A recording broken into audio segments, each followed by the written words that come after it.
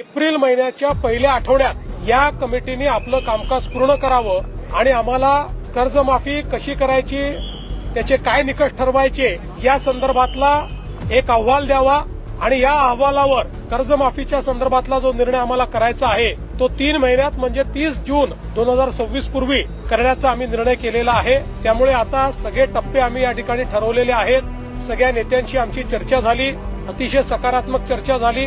त्या चर्चेमध्ये त्यांनी देखील याला मान्यता दिलेली आहे। आम्ही त्यांना समजावून सांगितलं की आम्ही पहिल्या दिवशीपासून कर्जमाफीच्या बाजूचे आहोत, आम्ही दिलेलं आश्वासन पाळू हेच सांगितलेलं आहे। पण आता लगेच शेतकऱ्यांना त्यांच्या खात्यात पैसे देणं गरजेचं आहे। कर्जाची वसुली जून महिन्यात होणार आहे। आता जर आपण शेतकऱ्यांच्या खात्यामध्ये पैसे दिले नाही तर शेतकरी रबीचा पेरा देखील करू शकत नाही आणि म्हणून पहिल्यांदा तात्काळ शेतकऱ्यांना जे त्यांच्या खात्यात पैसे दिले पाहिजे त्याची सगळी तरतूद आम्ही केलेली आहे आणि ते पैसे आता शेतकऱ्यांच्या खात्यामध्ये जाणं सुरू झालेलं आहे। जवळपास आज आम्ही अंदाज घेतला तर जवळपास 8,500 कोटी रुपये रिलीज झाले आहेत। त्यातले 6,000 कोटी प्रत्यक्ष खात्यामध्ये गेले आहेत आणि पुढच्या 2 दिवसात उरलेले पैसे जाणार आहेत। अजून 11,000 कोटी रुपये हे काल आम्ही जे कॅबिनेटला परवा मान्य केले तेही आता येत्या 2 ते 3 दिवसात रिलीज होणार आहेत आणि तेही शेतकऱ्यांच्या खात्यामध्ये जातील आणि अजून 1,500 कोटीची आम्ही प्रोव्हिजन केलेली आहे। त्यामुळे आता शेतकऱ्यांच्या खात्यामध्ये पैसे जाणं हे महत्वाचं आहे, ते आम्ही जाणं सुरू केलेलं आहे आणि माझा अंदाज आहे की पुढच्या 15 ते 20 दिवसात